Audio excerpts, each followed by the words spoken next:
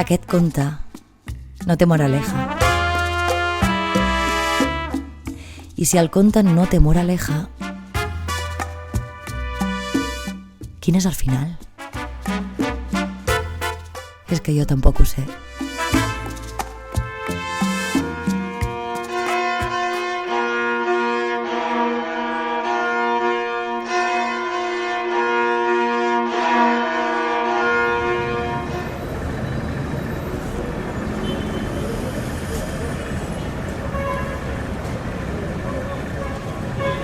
Les moralejas serveixen per tancar les històries.